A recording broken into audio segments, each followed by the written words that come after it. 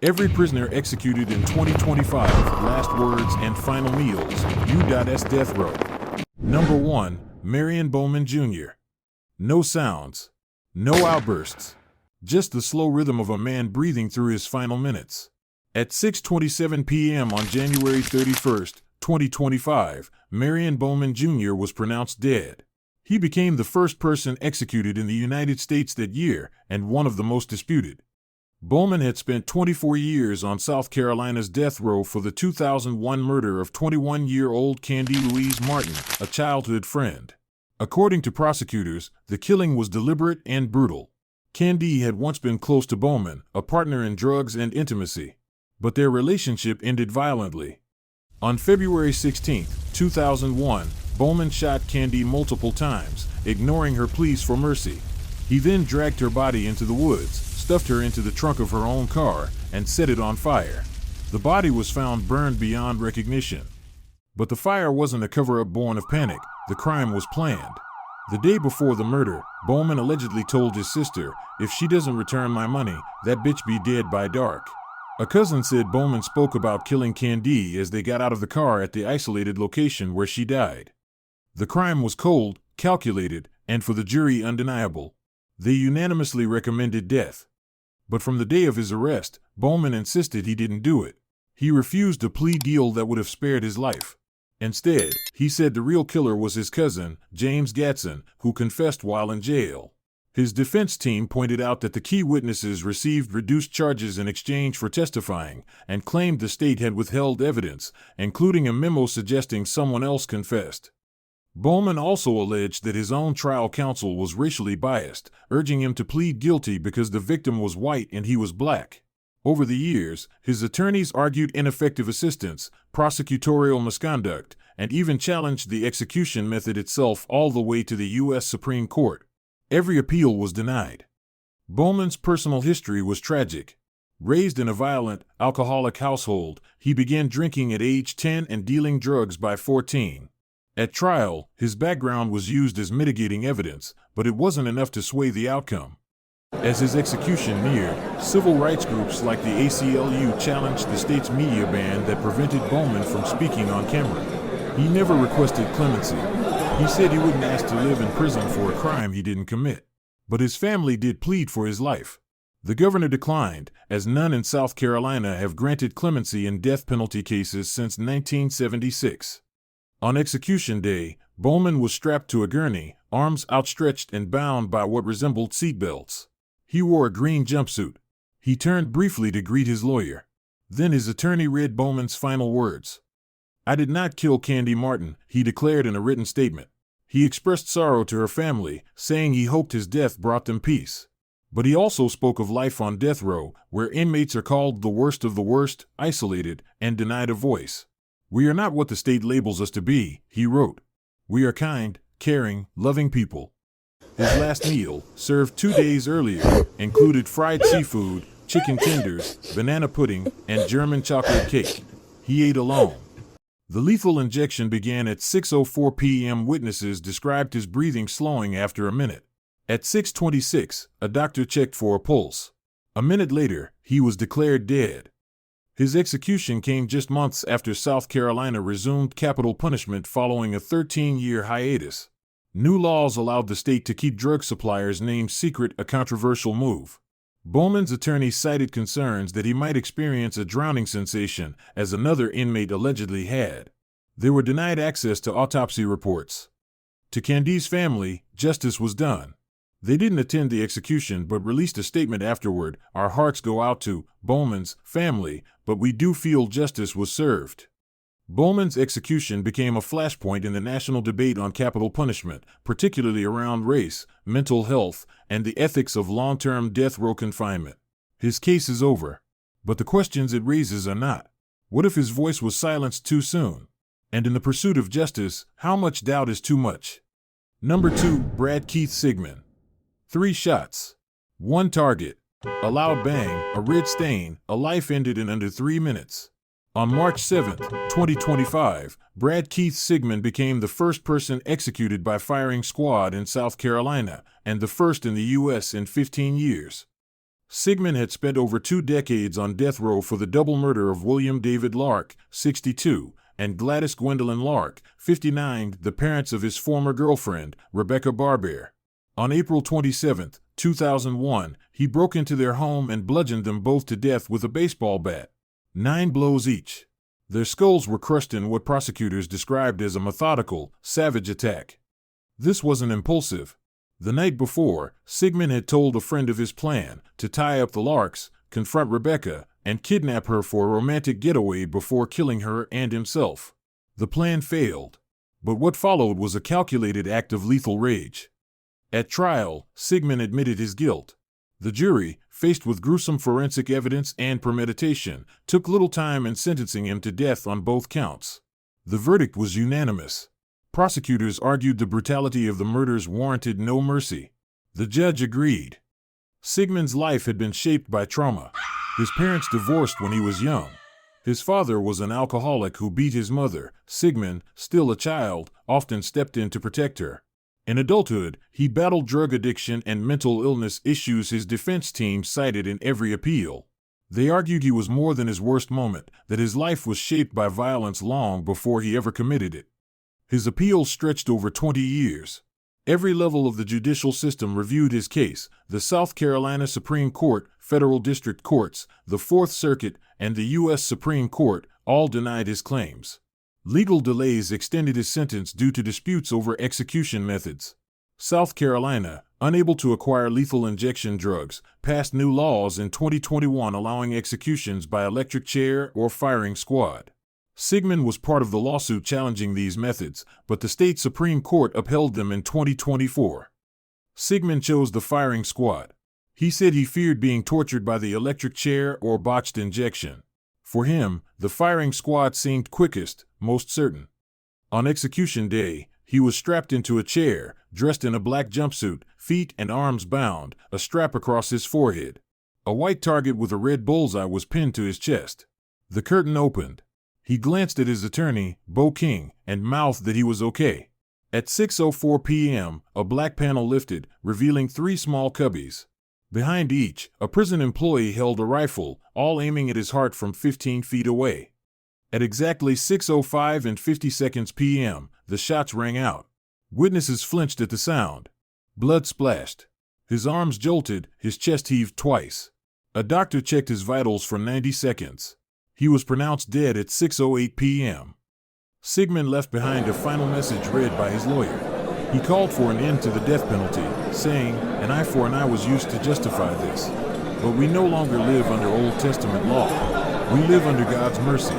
He asked fellow Christians to reject executions. "No one," he wrote, "has the authority to take life but God." 2 days earlier, he ate his last meal alone: fried chicken from KFC, mashed potatoes, biscuits, cheesecake, and sweet tea. His request to share chicken with other inmates was denied. Outside the prison, anti-death penalty activists held signs and prayed. His attorney called the execution a barbaric spectacle. Inside, 3 members of the Lark family watched it unfold. Rebecca Armstrong, his ex-girlfriend, said she didn't believe in capital punishment but wanted accountability for the murder of her parents. Her son also attended, seeking closure for the grandparents he lost before he could remember them. Sigmon's execution reopened debate about justice and cruelty. Some argued the firing squad was more humane than botched injections. Others saw it as a return to a darker time. Regardless of method, the finality remained. 1 man's crime. 2 lives lost. 1 bullet-ridden chair. And a country still divided on what it means to serve justice or mercy. Number 3, Mikal Deen Mahdi. A scream pierced the death chamber. Not from the witnesses, but from the man strapped to the chair. On April 11, 2025, Mikal Deen Mahdi was executed by firing squad in South Carolina, becoming only the 5th person in modern U.S. history to die this way. His final moments, filled with pain and controversy, echoed far beyond the prison walls. Mahdi wasn't unknown to law enforcement. In July 2004, he launched a multi-state crime spree, leaving behind a trail of theft, carjackings, and murder across Virginia, North Carolina, South Carolina, and Florida. By the time it ended, at least 3 people were dead. His first known victim was Christopher Jason Boggs, a 29-year-old gas station clerk in Winston-Salem, North Carolina. Mahdi shot him in the face, then fired again at point-blank range as Boggs collapsed. The attack was unprovoked. Boggs was a stranger, simply in the wrong place. Days later, in Calhoun County, South Carolina, Mahdi targeted Captain James Edward Myers, a 56-year-old off-duty police officer and father to Mahdi's ex-girlfriend. Mahdi ambushed him, firing 9 bullets, including 3 to the head and 1 through the heart. Then, he doused the body in diesel fuel and set it on fire in the very shed where Myers had once taken his wedding photos. Authorities say Mahdi had long harbored a hatred for police. During a standoff at age 15, he vowed to kill a law enforcement officer someday, a threat prosecutors later claimed he fulfilled with Myers' murder. He wasn't done. Mahdi also confessed to killing a man named Greg Jones in Virginia after a drug deal. He stole cars, aimed a gun at police in Florida, and led authorities on a chase before finally being caught. Despite pleading guilty to multiple murders, Mahdi's sentencing drew national attention. In South Carolina, he received the death penalty. In North Carolina, he was sentenced to life without parole. But the controversy wasn't about guilt, it was about how society chose to end his life. Mahdi's defense team painted a portrait of a child doomed from the start. His mother abandoned him, his father was an abusive alcoholic, and by age 9, Mahdi had already been diagnosed with major depressive disorder. He threatened suicide in elementary school, was removed from school in 5th grade, and spent most of his adolescence in juvenile detention and solitary confinement. Experts described his upbringing as one of the most severely traumatic they had ever encountered. His lawyers argued the trial was rushed, his background ignored. The sentencing hearing lasted just 30 minutes. The judge, Clifton Newman, later said he tried to find humanity in Mahdi but found none. Even on death row, Mahdi's violence continued. In 2009, he and another inmate stabbed a corrections officer with handmade knives. He was also caught with escape tools and threatened officers repeatedly. These actions became central to the court's justification for his execution. Facing death in 2025, Mahdi chose the firing squad. He said it was the least of 3 evils, fearing the electric chair would mutilate him and lethal injection would prolong his death. On April 11th, he was strapped into a metal chair, a white bullseye pinned over his heart. He wore a black jumpsuit and said nothing. At 6:01 p.m., 3 prison officers fired their rifles from 15 feet away. The execution didn't go as planned. Only 2 bullets struck his body, missing the heart. Witnesses reported Mahdi screamed, flexed, and gasped for air for over a minute. An autopsy confirmed he was conscious for 80 seconds. His lawyer called it a barbaric and failed execution. Mahdi's final meal, including ribeye steak, risotto, broccoli, cheesecake, sweet tea, was served 2 nights before. He declined to make a final statement. The family of Officer Myers found some closure. His daughter, who opposed the death penalty, chose not to attend, but said she hoped the execution would let her finally focus on her father's memory. An anonymous family member did witness it. For the state of South Carolina, Mahdi's death was the second by firing squad after a 13-year execution pause. But for many, it raised a deeper question. Can a system that overlooks a child's pain claim moral high ground when ending that same life with bullets? Mahdi's case doesn't excuse his crimes. But it does ask, when trauma breeds tragedy, do we correct it with compassion or conclude it with violence? Number 4, Richard Tabler. 2 men gunned down in a parking lot. 2 teenage girls were shot near a lake, all within 3 days. By the time police arrested Richard Lee Tabler in late November 2004, 4 people were dead and the state of Texas had already started preparing his death sentence.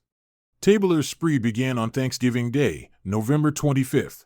That night, he met with Mohammed Amine Ramoni, 28, and Haitham Zayed, 25, 2 men connected to Teasers, a topless bar where Tabler had once worked. Tabler had arranged to sell them stereo equipment, but it was a setup. He ambushed the pair in a parking lot, shooting Zayed first, then Ramoni.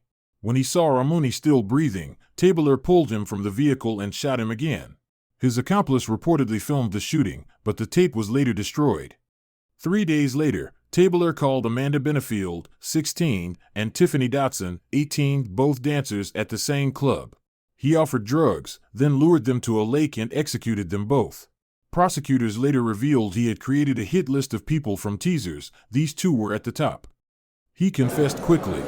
Within 24 hours of his arrest, Tabler admitted to killing Ramoni and Zayed. Though he would later retract and reconfess in a self-published book, his statements and evidence left no doubt about his involvement. His motive, according to investigators, was a toxic mix of revenge, paranoia, and control. He believed the dancers were telling others he had committed the murders and decided to silence them. But beneath the violence was a long trail of instability. Born into a home marked by alcoholism, abandonment, and emotional neglect, Tabler's childhood was defined by chaos. His mother left when he was 10.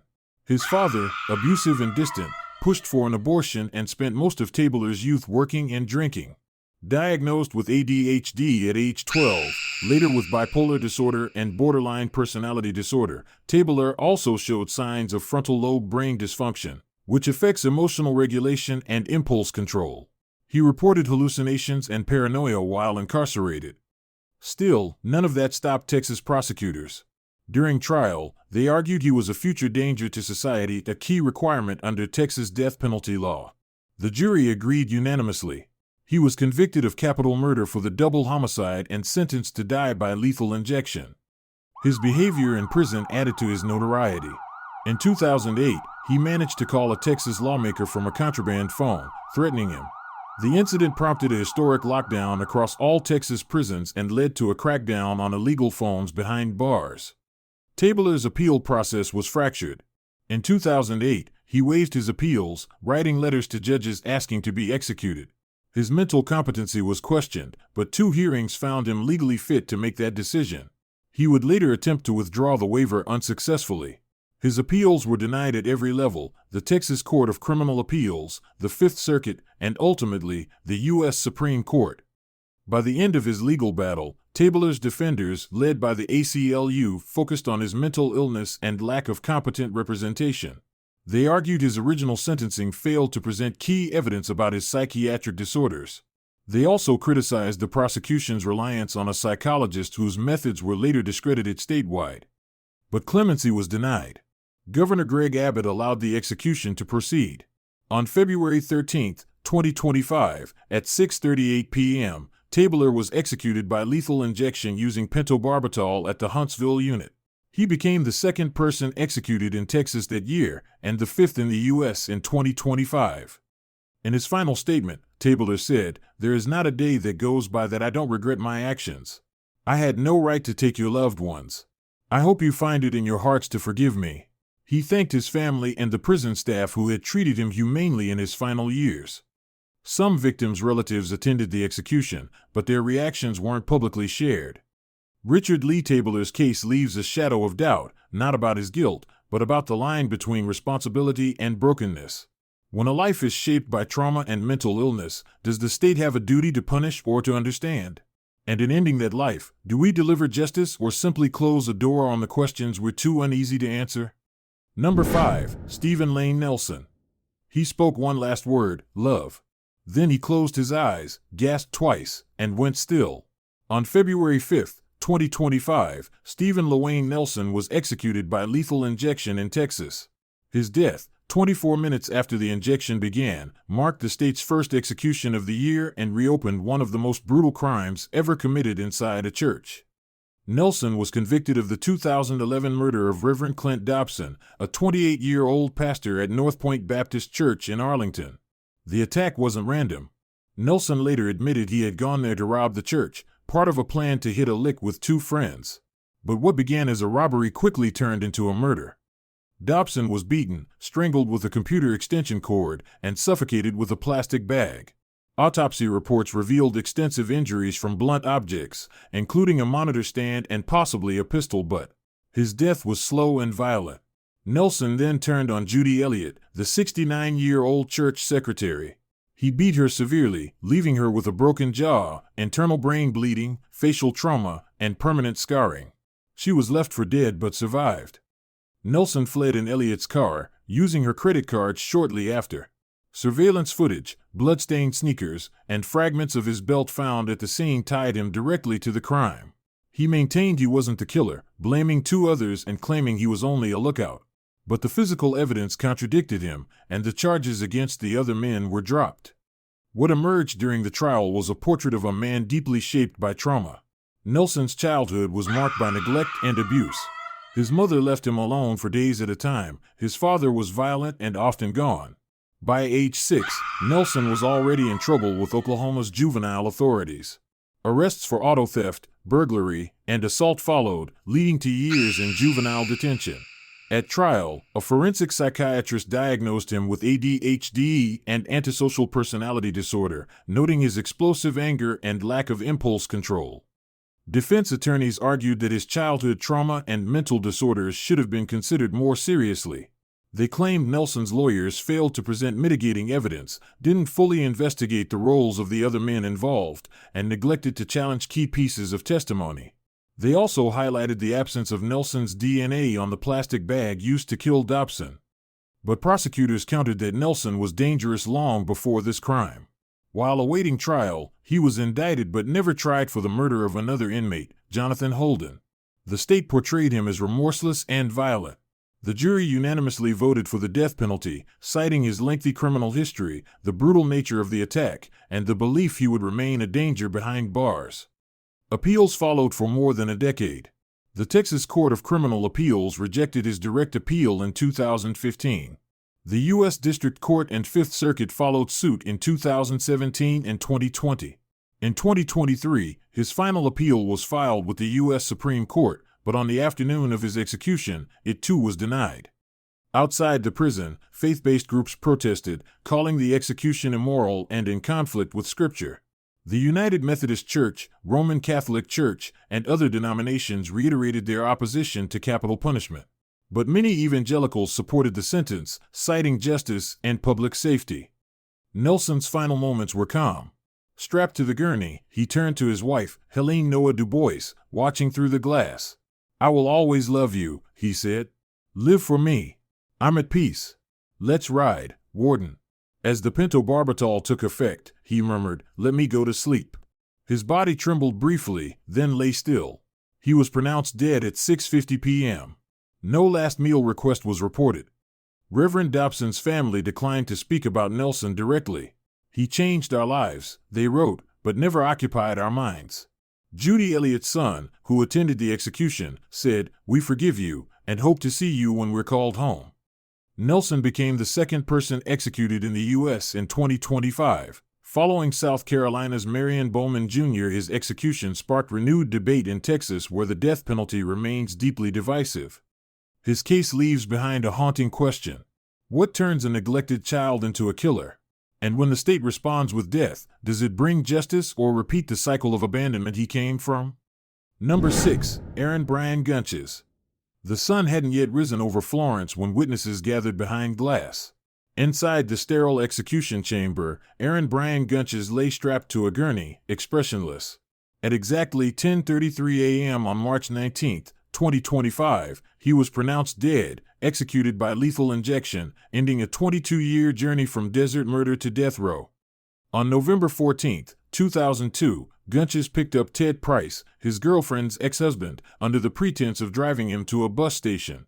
Instead, he took Price into the Arizona desert and shot him 4 times, 3 in the chest, once in the back of the head.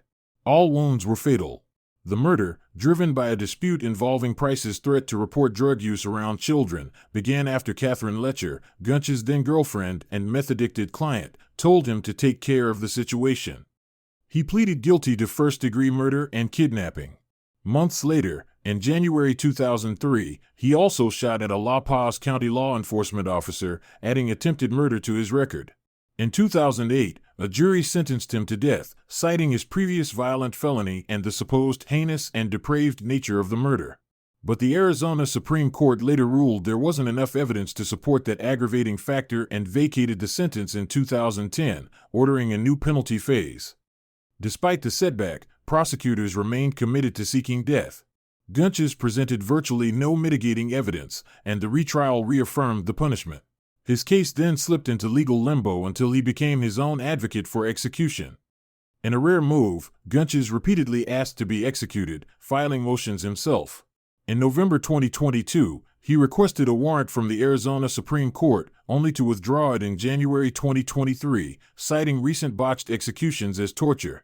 His mixed signals drew national attention, particularly as Governor Katie Hobbs ordered a review of Arizona's death penalty procedures amid growing concerns. That review led to a near 2-year pause in executions statewide. By January 2025, Gunches reversed course again, submitting a handwritten request to be put to death and asking the court to waive legal formalities. He declined to seek clemency. On February 11th, the state Supreme Court issued a warrant.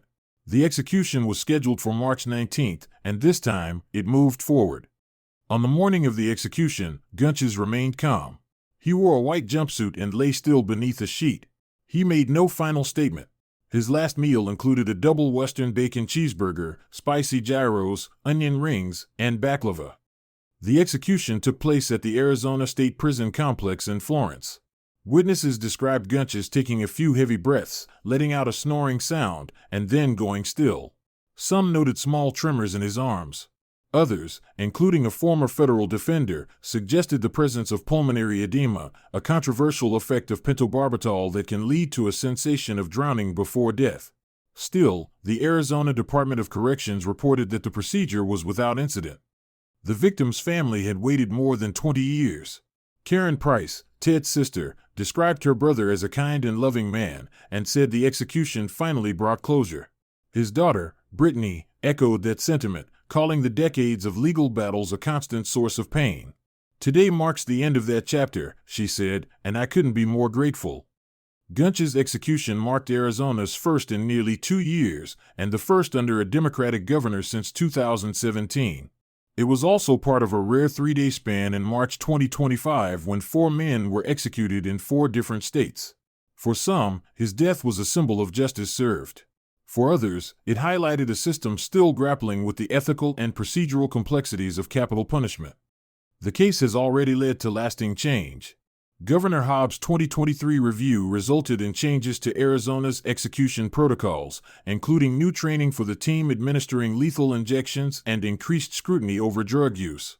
Gunches' unusual push for his own execution and the state's initial hesitation exposed flaws in a system caught between legal duty and political caution. Aaron Gunches died by the very sentence he spent years asking for. But his death leaves a deeper question behind. When justice is delayed, and the condemned becomes the petitioning voice, what does it say about the system that grants his final wish? Number 7. Wendell Arden Grissom. A breeze stirred through the execution chamber as Wendell Arden Grissom, 47, lay strapped to a gurney at the Oklahoma State Penitentiary in McAlester. At precisely 10:13 a.m. on March 20th, 2025, the lethal injection began, and 10 minutes later, his life came to a silent, sterile end. Across 3 years, he had confessed, pleaded, and waited. Today, justice reached its final, irrevocable moment. The crime that led him here began on November 3, 2005, in a rural Oklahoma home. Grissom and accomplice Jesse Floyd Johns had driven in search of money. When they found the house, Grissom smashed a sliding glass door and opened fire. Amber Matthews, 23, had been holding her friend Drew Kopf, a 4-week-old baby. Grissom shot into the living room, striking Kopf multiple times in her hand, skull, and hip. Kopf begged him to take anything and go. He laughed. He followed her into the bedroom, where Matthews pleaded, "Please don't shoot me," shielding the infant. Grissom pulled the trigger, shooting her first in the back of the head, then again in the forehead. Those bullets ended not only her life but shattered a family. Investigators painted a chilling scene of senseless brutality. In court, prosecutors argued Grissom's violence was deliberate and personal. Text messages to his ex-wife expressing hatred and a desire to return to old ways suggested deep-seated misogyny. But Johns admitted no such hatred. The raid, they said, was random. Still, Grissom's final shot spoke of intent. Convicted in 2008 of first-degree murder, shooting with intent, grand larceny, and illegal possession of a gun, Grissom's sentence seemed inevitable. The jury recommended death. At clemency, his attorneys presented evidence of alcohol addiction, methamphetamine abuse, and possible alcohol-related brain damage. He said, "If I had been sober, that wouldn't have happened." But the words fell short. The Pardon and Parole Board voted 4-1 against clemency. In prison, Grissom accepted responsibility. He wrote, "I want my life to be over." He attended his final hearing silently, head bowed. Supporters, including death penalty opponents, stood at the governor's mansion, urging mercy. They spoke of redemption and fear of executing a broken man. The state's response, none. In McAllister, there would be no pardon. On March 20th, the execution began with a spiritual advisor at his feet. Grissom lay wearing a sheet and a white onesie. As the drugs entered his system, he exhaled sharply, then snored briefly. A doctor declared him unconscious 5 minutes in. His body went limp, color drained from his face. By 10:23 a.m., multiple drug doses had stopped his heart. The director of the Department of Corrections described the execution as flawless. No final words came before the sedative, his only statement a written confession heard earlier, "I apologize to all I've hurt. I know I don't deserve forgiveness, but I pray you can find it for your sake." He said he considered execution a mercy. In the end, he died quietly, accepting the sentence he had helped set in motion. Grissom's last meal was a medium thick-crust Canadian bacon supreme pizza, a pint of vanilla ice cream, and a pint of Coke, a small comfort on a grim morning. Families reacted in mixed sorrow and closure. Drew Kopf, the surviving victim, appeared at the execution. She forgave Grissom, "I will not let him control my life," but insisted, "The coward needs to die." Her daughter Riley, then 20, said the sentence was a long time coming. Bamber Matthews' stepsister, Kathy Johnson, found no comfort in his remorse. "He doesn't deserve mercy," she said. Kopf reminded witnesses that Matthews had saved her children. Her memory must be honored. Grissom's execution was Oklahoma's first of 2025, the 16th since lethal injections resumed in 2021, and the 9th in the U.S. that year. It occurred during a wave of 3 consecutive national executions and amid heightened debate over capital punishment, including President Trump's reinstatement of federal death penalty protocols. In McAllister, a man's life ended by the state for taking another. But his death also fueled a deeper question: when justice executes cruelty, is it healing or perpetuating a cycle of violence? Wendell Grissom's last breath closed one chapter, yet the struggle between punishment and compassion remains wide open. Number 8. Edward Thomas James. A curtain hung in silence as the witnesses gathered behind glass. Inside, Edward Thomas James lay motionless, awaiting a final act the state had postponed for nearly 32 years. At 8:15 p.m. on March 20, 2025, the state of Florida pronounced him dead by lethal injection, ending one of its most disturbing chapters. James was 24 years old when he unleashed unspeakable violence inside the Castleberry, Florida home of 58-year-old Betty Dick.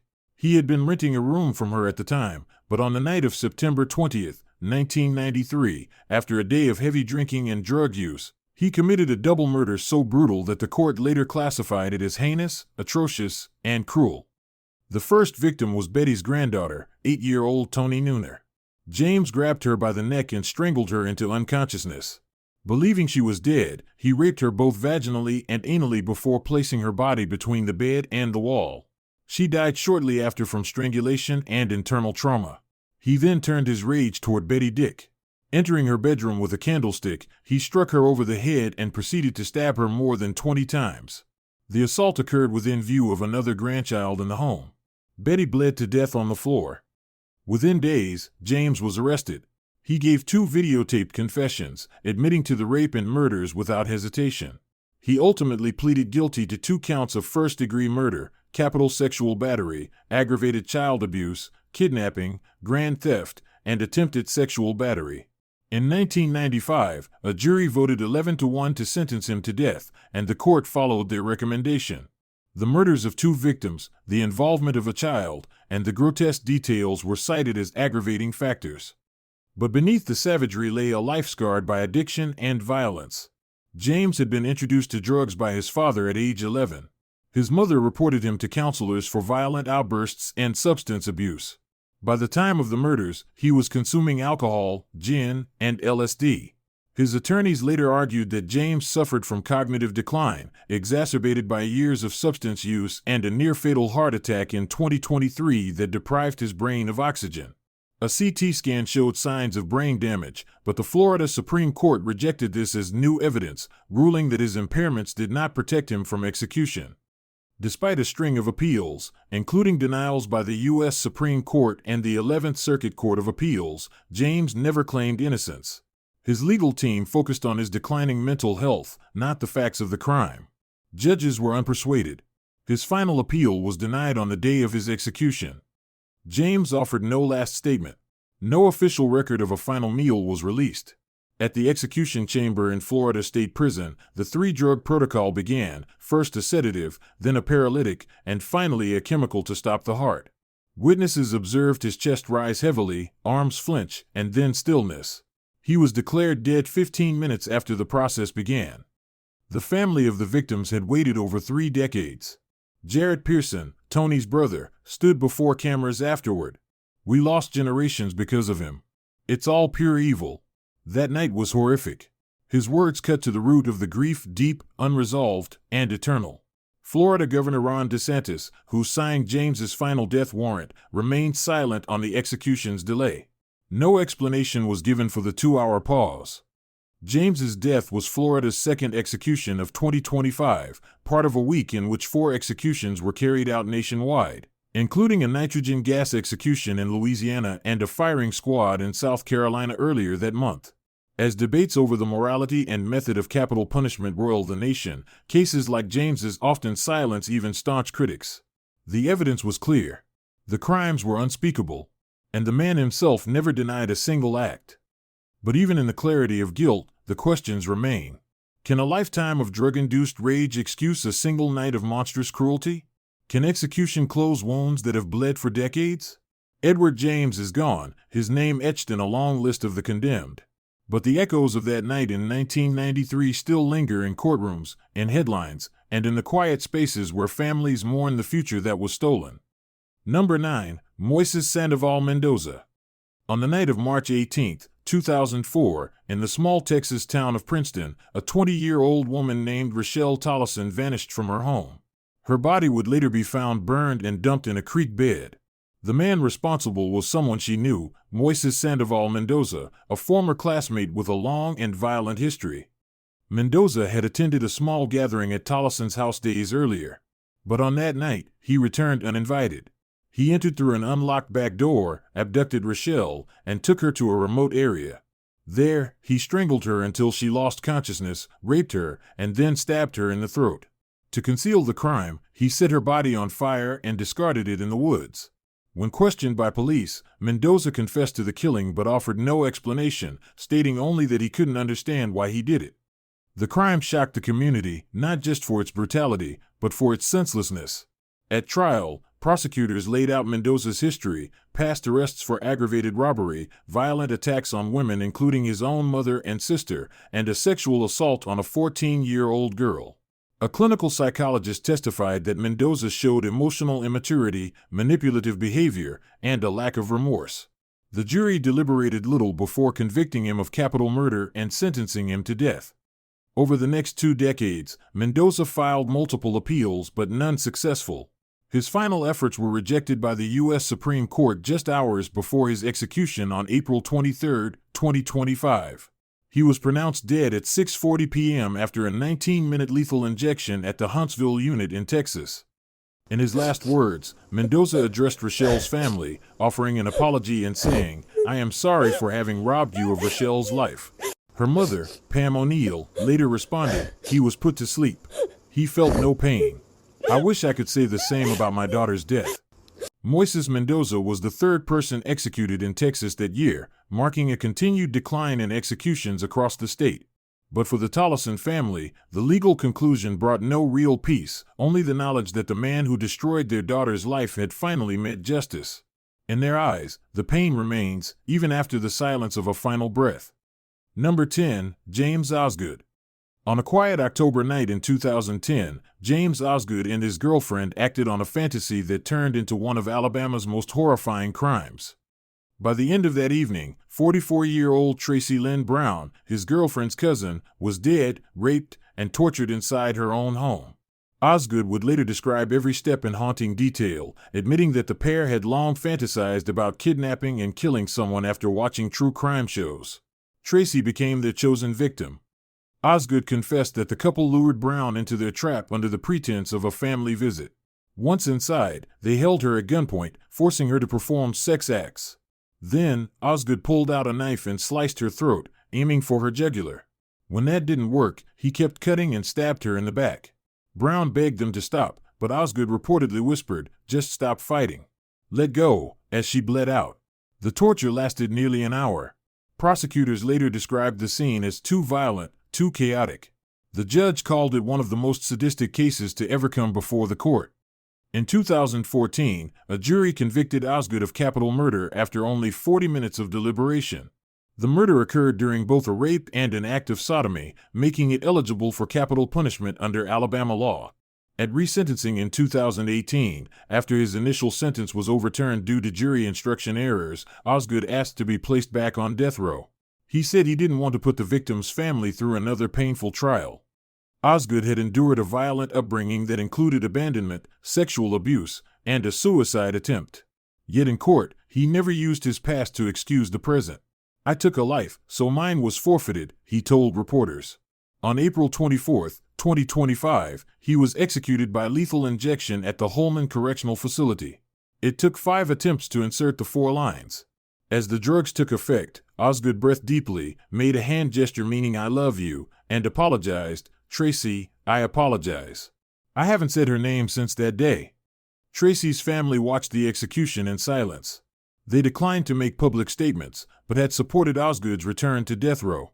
The ACLU, which had represented him for over a decade, called his death a tragic example of a broken man acting on a broken system. This case remains a painful reminder of what happens when dark fantasies are given power, and how justice, even when carried out, never quite restores what was taken. Number 11, Michael Tanzi. Janet Acosta was on her lunch break, reading in her van near the Miami Herald, when Michael Tanzi abruptly entered her life and ended it. What followed was a series of actions so violent and deliberate that even seasoned detectives would call it the work of a fledgling serial killer. On April 25, 2000, Tanzi, then 25, kidnapped Acosta, a 49-year-old administrative assistant. He beat her, threatened her with a razor blade, and forced her to perform sexual acts at a gas station. He later drove her to Florida City to withdraw cash from her ATM and then headed south to the Florida Keys. There, in the seclusion of Cudjoe Key, he bound her with duct tape, strangled her, and hid her body in the woods. She had begged for her life. Tanzi later admitted he bought duct tape and razors to prevent her escape. "I couldn't let her go," he told investigators. "If I let her go, I was gonna get caught quicker. I was having too much fun." The crime was not his first. Tanzi confessed to an earlier murder in Massachusetts, a 37-year-old woman he beat with a metal rod and stabbed with scissors. Police feared they were dealing with a predator just beginning his spree. A Florida jury unanimously voted 12-0 for the death penalty. The judge called it senseless, violent, and calculated. Tanzi's defense attorneys cited a troubled childhood, mental illness, and health issues, obesity and sciatica, arguing lethal injection would cause unconstitutional suffering. Courts rejected those claims, noting his conditions were long known and did not warrant a delay. On April 8, 2025, after 25 years of appeals, Tanzi was strapped to a gurney. He offered a quiet apology to Acosta's family and recited, "Father, forgive them."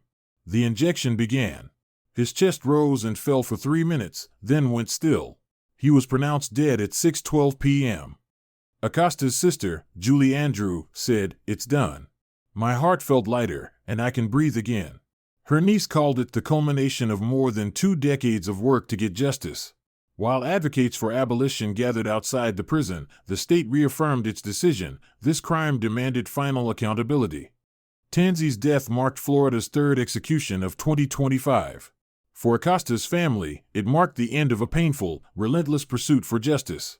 For the public, it was a reminder of a crime so chilling it still haunts decades later. Number 12, Benjamin Ritchie. Benjamin Donnie Ritchie grew up without knowing his father, raised in a cycle of abandonment, abuse, and addiction. Born in 1980, he struggled with cognitive impairments and bipolar disorder, shaped by a childhood marred by neglect and his mother's substance abuse. But on September 29, 2000, those personal struggles collided fatally with another life, one dedicated to public service. Officer William Toney, 31, was a father of two and had served with the Beech Grove Police Department for just 2 years when he pursued Ritchie after a stolen van incident.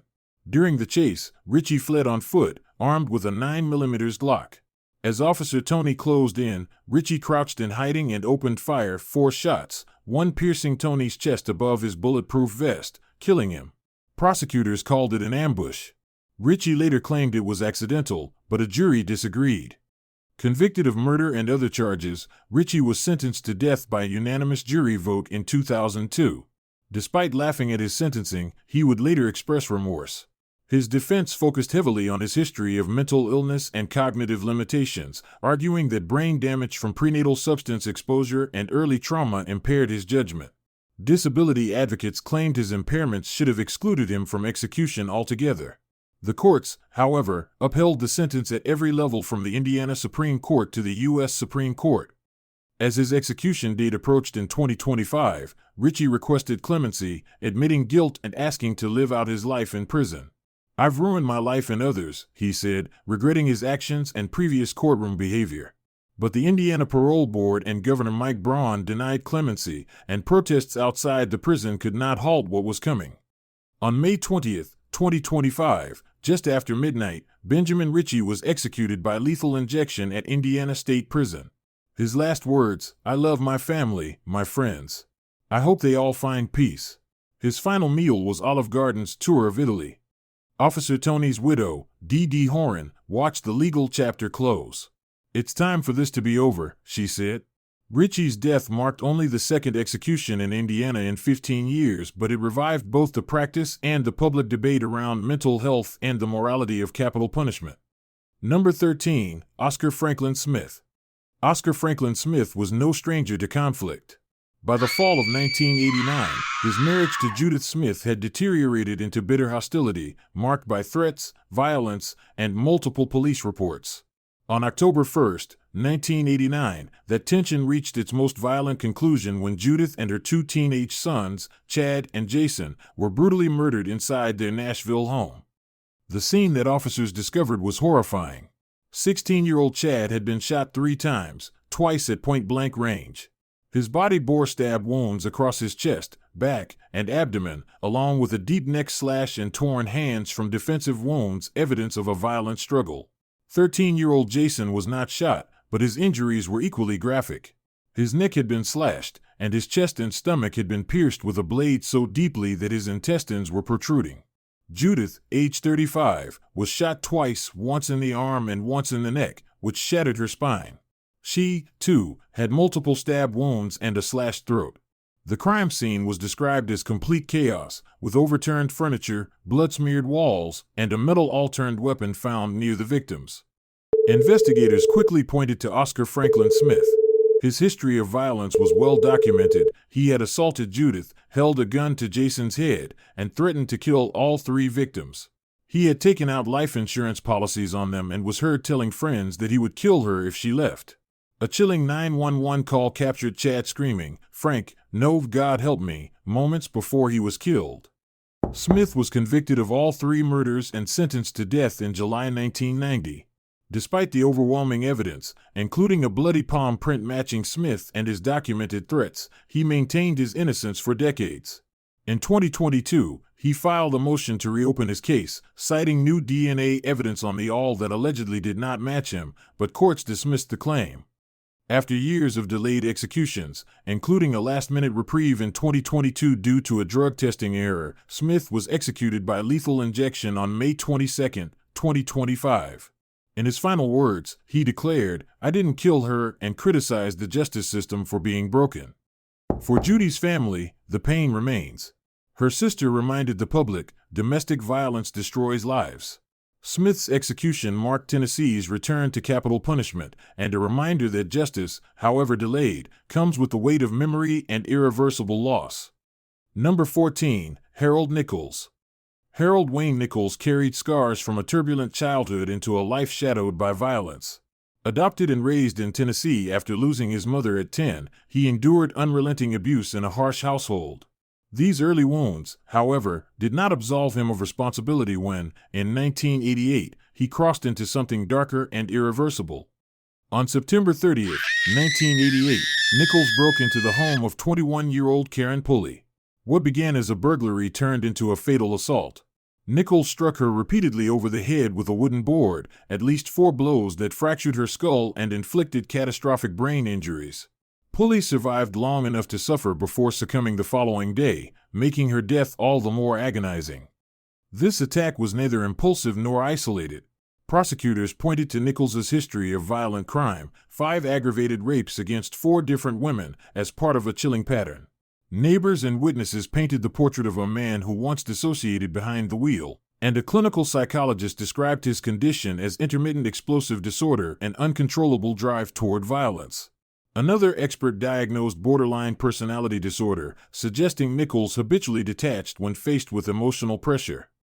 Debates over Nichols's mental health would echo through decades of legal battle. His defense team argued that he was trapped by a disorder, incapable of resisting his impulses when they were triggered.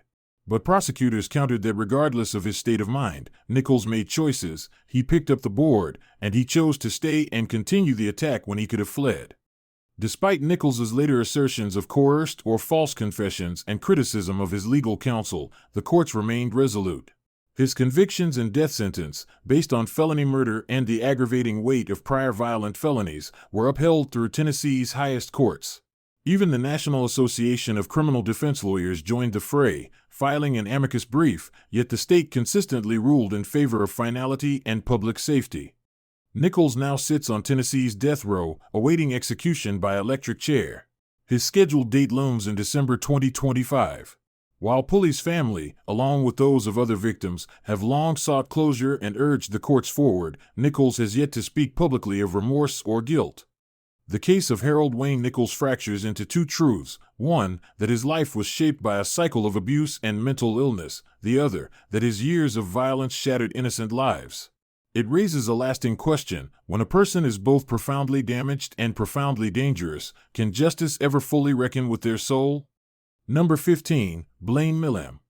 Blaine Keith Milam was just 20 years old when he was sentenced to death for a crime that would become one of the most disturbing in Texas history.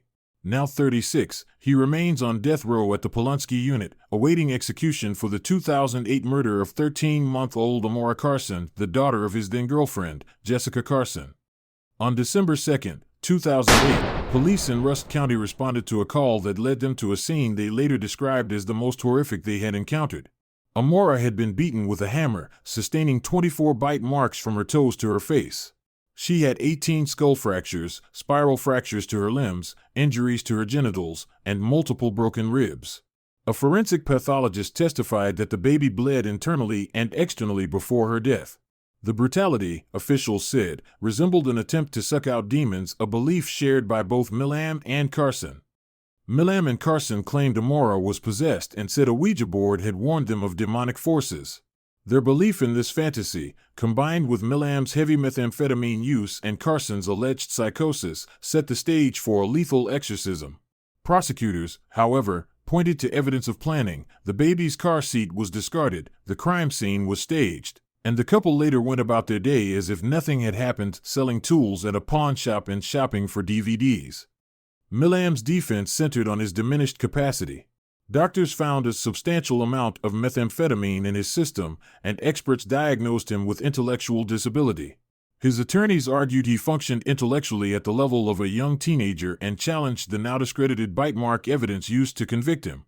Multiple organizations, including the Arc of Texas and Disability Rights Texas, have since joined calls for clemency, citing both his mental impairments and the questionable forensic evidence. Nonetheless, a jury unanimously sentenced Milam to death, citing the extraordinary cruelty of the crime. He was scheduled for execution in 2019, but courts granted a stay to reassess the validity of the forensic methods used and to apply updated standards for intellectual disability. Milam's execution is now set for September 25, 2025. As legal teams prepare for what could be a final appeal, his case continues to raise pressing questions about justice, science, and the limits of punishment.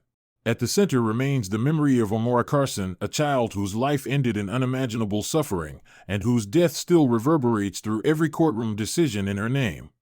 Number 16, John Fitzgerald Hanson. George John Hanson, known also as John Fitzgerald Hanson, was on death row at the Oklahoma State Penitentiary when he was executed on June 12, 2025. At the age of 61, his journey through the justice system reflected decades of crime, litigation, and fierce debate over justice and mental health. In late summer of 1999, Hanson and his accomplice, Victor Miller, were in the midst of a criminal spree. On August 31st, they carjacked 77-year-old Mary Agnes Bowles, a respected retired banker. Forced into her own vehicle, she was driven to a remote area, dragged out, and executed with 4 to 6 gunshots before being left under branches. Shortly after, Gerald Max Thurman, a 44-year-old trucking company owner who witnessed the carjacking, was shot 4 times by Miller and later died of his wounds. Prosecutors portrayed both killings as cold-blooded and deliberate. A Tulsa County juror described the murders as execution style, noting the ruthlessness toward Bowles and the silencing of Thurman, an innocent witness. Hanson's fingerprints and witness testimony tied him closely to the scene, painting a portrait of planning and brutality. Hanson's defense raised complexity. He was diagnosed with autism post-conviction, a condition not presented at trial. Attorneys argued that he was manipulated by the more dominant Miller and lacked full culpability. They also pointed to inconsistent testimony about who actually pulled the trigger. One juror later said she regretted voting for death. Despite these claims, a jury found Hanson guilty of 2 counts of first-degree murder in May 2001, recommending death for Bowles and life without parole for Thurman. Although Hanson's initial death sentence was vacated in 2003, he was resentenced in 2006. Subsequent appeals, including to the U.S. Supreme Court, were denied. A stay granted in June 2025 for concerns over clemency procedures was overturned days later, and the execution was preceded by lethal injection in a 10-minute procedure. As his life ebbed away, Hanson spoke with quiet remorse, "Just forgive me and peace to everyone." He also expressed sorrow at being caught in a situation I couldn't control. The impact on victims' families resurfaced unresolved grief. Jake Thurman, son of Gerald, described the execution as the end to a decades-long nightmare. Sarah Mooney, niece of Bowles, lamented the prolonged process, calling the 26-year delay an expensive and ridiculous exercise.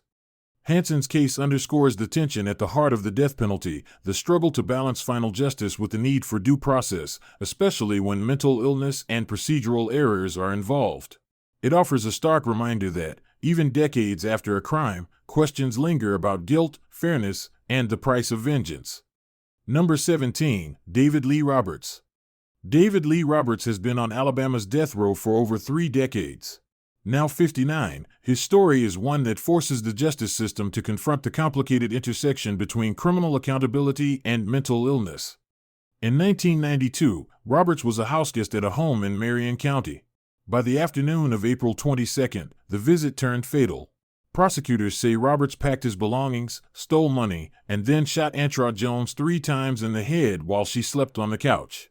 To destroy evidence, he allegedly poured gasoline over the floor and Jones' body before setting the home ablaze. The brutality of the crime and the deliberate cover-up suggested more than a moment of rage. Although the jury convicted Roberts of capital murder, they voted 7-5 to recommend life without parole. But under Alabama law at the time, a judge could override that recommendation, and did. That override sealed Roberts' fate, the death penalty. It's a practice Alabama has since abolished, but not retroactively. Roberts' case is further complicated by his mental health. In February 2025, a prison psychologist diagnosed him with paranoid schizophrenia. Records show Roberts had been hearing voices, ranting incoherently, and displaying delusional behavior. His attorney requested a delay in the scheduled execution, arguing he was likely incompetent to be executed under constitutional standards. But the Alabama Supreme Court rejected that plea, authorizing the state to move forward, asserting that Roberts had exhausted all legal avenues. If carried out, Roberts' execution will mark a milestone in capital punishment. Scheduled for August 21, 2025, Alabama plans to use nitrogen gas, a relatively new method that deprives the inmate of oxygen through a face mask. He would be the 7th person in the United States executed by this method and the 6th in Alabama, a state that pioneered nitrogen hypoxia after a series of issues with lethal injection protocols. This case raises profound questions. Should a man with a long-documented psychotic disorder, one the state itself acknowledges, be executed? What does justice look like when mental illness is part of the equation? And what does it mean that a jury once spared him, only for a judge to override that decision? As Roberts awaits his fate, the conversation continues, not only about his guilt, but about the fairness, humanity, and limits of the death penalty in modern America. Number 18, Stephen Stanko. He didn't sneak in or break down a door. Stephen Christopher Stanko was already inside. A former inmate turned librarian, he was calm, educated, and unassuming. But in April 2005, he became the center of one of South Carolina's most horrifying double murder cases in decades. It began with a lie. Stanko told a friend that his father had died, using the story to gain access to the home of 74-year-old Henry Lee Turner in Conway. There, he shot Turner twice, muffling the gunshots with a pillow. Before fleeing, he emptied the man's bank account and stole his truck. But this wasn't the beginning. Earlier that same day, in Georgetown County, Stanko had beaten and strangled his girlfriend, 43-year-old Laura Lang, in her home. He then turned to her teenage daughter, raped her, and cut her throat. The girl survived and later testified against him. Stanko's actions weren't impulsive, they were calculated. He'd spent time researching serial killers in the library, names like Dahmer and Ridgway. After the murders, he traveled to Georgia and told strangers he owned several restaurants. Police described him as intelligent, articulate, and terrifyingly composed. His legal history made him even more notorious. Released just a year earlier from a 10-year sentence for kidnapping and assault, Stanko had published a book in prison and was described as a model inmate. But beneath the polished image, experts later testified he suffered from frontal lobe damage that impaired empathy and impulse control. His own attorney called him a psychopath. The law saw no ambiguity. In 2006 and 2009, 2 juries sentenced him to death for each murder. His appeals spanned nearly 2 decades, citing trial errors and mental illness, but all were denied. By 2025, his final petition was rejected, clearing the way for execution. On June 13, 2025, at Broad River Correctional Institution, Stanko was put to death by lethal injection. His final statement, read by a lawyer, asked not to be judged by one night of violence and begged for forgiveness. "I have lived for approximately 20,973 days," it read. "But I am judged solely for one." That one night ended 2 lives, shattered a third, and left a permanent scar on 2 South Carolina counties. And it left behind a question the justice system still wrestles with. When a man shows you exactly who he is, what does mercy mean? Number 19, Matthew Lee Johnson. It was a quiet Sunday morning in Garland, Texas, when 76-year-old Nancy Harris opened the convenience store where she'd worked for years. Minutes later, a man walked in holding a lighter and a bottle of lighter fluid. That man was Matthew Lee Johnson, a drug-addicted repeat offender whose life had spiraled into violence. What happened next was captured on surveillance video, chilling footage that would later be used to justify the state's ultimate punishment. Johnson doused Harris with lighter fluid, demanded money, and stole items from the store. Then, without hesitation, he ignited the fluid, engulfing her in flames. Harris ran to a sink in a desperate attempt to extinguish herself before collapsing outside, screaming for help. A witness used a fire extinguisher to put out the blaze. Harris had suffered severe 2nd and 3rd-degree burns across her body and died 5 days later in excruciating pain. Prosecutors upgraded Johnson's charges to capital murder. Though he claimed he only meant to scare Harris, the jury watched the footage and saw something else: deliberate, methodical cruelty. They were shown not only the act itself, but Johnson's calm demeanor afterward, walking away without visible remorse. He was found guilty in October 2013, and the jury unanimously sentenced him to death just days later. Johnson's life story offered a grim backdrop. He began using drugs and alcohol at age 7, was using crack and PCP by middle school, and had suffered childhood sexual abuse. He had attempted rehab, but limited access to treatment left him vulnerable to relapse. At the time of the murder, he was spiraling again. His defense emphasized his addiction and trauma, suggesting he wasn't a danger once removed from drugs, pointing to 12 years on death row without incident, where he joined a faith-based program and maintained strong family ties. Yet the legal system focused on his past, including a criminal record dating back to age 15. His appeals failed at every level. On May 20, 2025, exactly 13 years after the crime, Matthew Johnson was executed by lethal injection. In his final moments, he turned to Harris's family and pleaded for forgiveness, saying he hoped to see her in eternity. Nancy Harris's murder was shocking in its brutality, but the deeper tragedy may lie in a system that allowed a man shaped by early trauma and addiction to reach such a point of no return. Justice was served, but the cost, on all sides, remains devastating. Number 20, Stephen Lawayne Nelson. A quiet morning at North Point Baptist Church in Arlington, Texas, became the setting for a crime that would shock a community. On March 3, 2011, Stephen Lawayne Nelson entered the church during a robbery. But what began as theft escalated into unspeakable violence. Nelson attacked 28-year-old Pastor Clint Dobson, beating him with a computer monitor stand, strangling him with a power cord, and suffocating him with a plastic bag. Church Secretary Judy Elliott, 67, was also brutally beaten and left for dead. She survived, but with permanent injuries, her face rebuilt with metal plates, her mobility forever altered. The evidence was damning. Blood on Nelson's sneakers matched the victim's. His fingerprints were found on church property. Surveillance footage showed him using Judy Elliott's credit cards and driving her stolen car. Despite his claim that he was merely a lookout and that others committed the murder, phone records and alibis cleared the men he accused. While awaiting trial, Nelson allegedly strangled fellow inmate Jonathan Holden in jail using a noose made from bed sheets, then celebrated by mimicking guitar riffs with a broom. Though never tried for that killing, it painted a picture of a man described by prosecutors as a lingering menace to society. Nelson's life was marred by childhood abuse, abandonment, and early encounters with the justice system. Diagnosed with ADHD and antisocial personality disorder, he struggled with violence and substance abuse from a young age. His record of juvenile detention, car theft, assault, and parole violations began when he was just 6. The jury unanimously sentenced him to death in 2012. Despite numerous appeals, including claims of mental illness and innocence, the courts upheld his conviction at every level. On February 5, 2025, after 14 years on death row, Nelson was executed by lethal injection in Huntsville, Texas. His final words were a declaration of love to his wife, "Let's ride, Warden. I'm at peace. It is what it is." Reactions to his death were mixed. Pastor Dobson's family chose not to dwell on the killer but to honor Clint's life. Judy Elliott's family forgave Nelson, expressing hope for his soul. Yet outside the prison, religious leaders condemned the execution, arguing mercy should triumph over vengeance. The case of Stephen Nelson forces a sobering reflection.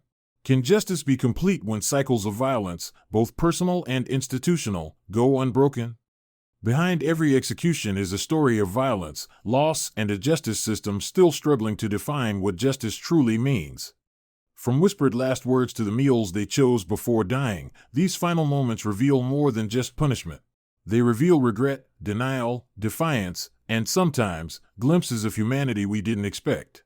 But the real question remains, did these deaths bring closure or did they open new ones? If you found this video thought-provoking, subscribe to Crime Ledger USA and tap the bell icon so you never miss an update. We're just getting started, and the next case might be even more unsettling than the last. Stay informed. Stay aware.